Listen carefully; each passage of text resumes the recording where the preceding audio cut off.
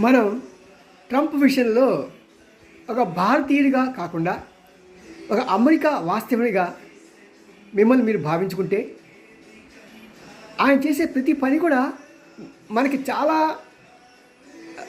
అతని మీద ఆదరణ పెరుగుతుంది, గౌరవం పెరుగుతుంది. మన మన దేశాన్ని, మన మతాన్ని రక్షించడానికి వచ్చినటువంటి మోసెస్ ఇతనే అని అందరూ భావించాల్సి ఉంటుంది. కారణం ఏంటంటే ఆయన చేసే ప్రతి పని అక్కడ అమెరికా వాసులకి ఎలా ఉపయోగపడుతుంది అనే ఒకే ఒక ధ్యానం. కోర్స్ ఈ ఒక్క ధ్యానంతో అతను ఉంటే పర్వాలేదు, బాగుండేది.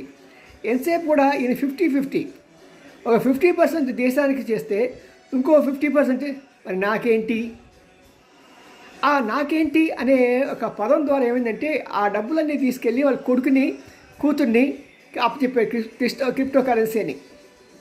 మరి ఇతను చేసే విధానాలన్నీ ఆ దేశస్తులుగా బాగానే ఉన్నాయి, కానీ ప్రతి వాడికి తెలిసిపోయింది ఈయన డబ్బులు తినేస్తున్నాడు రా అని, మన దేశానికి రావాల్సిన డబ్బులు ఈయన తినేస్తున్నాడు అని.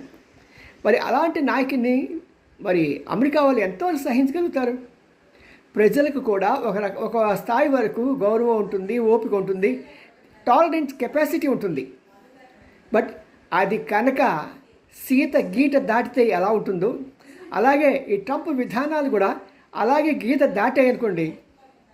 ఇప్పుడు మనం లండన్లో చూస్తున్నాం ప్రజలు ఎలాగ ఎదురు తిరుగుతున్నారో, బ్రిటన్లో చూస్తున్నాం 1.5 లక్షల మందిని ఓ రోజు తీసుకొస్తే ఆ నెక్స్ట్ డే 2 లక్షల మంది రోడ్ల మీదకి వచ్చారు.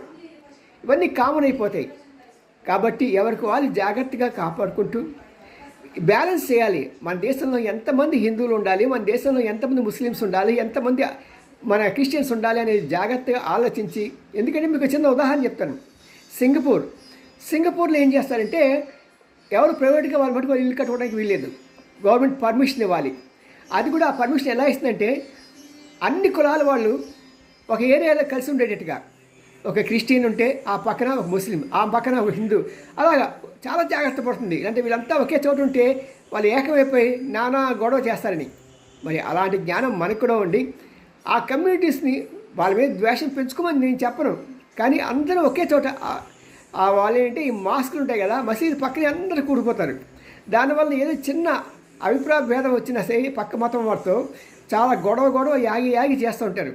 మరి ఇలాంటివి సున్నితమైన అంశాలు కాబట్టి వాటిని జాగ్రత్తగా పరిశీలించి సింగపూర్ని ఆదర్శంగా తీసుకొని ప్రభుత్వం ముందుకెళ్తే రాబోయే కాలంలో ఈ మత సంఘర్షణలు ఉండవు, ఈ గొడవలు ఉండవు.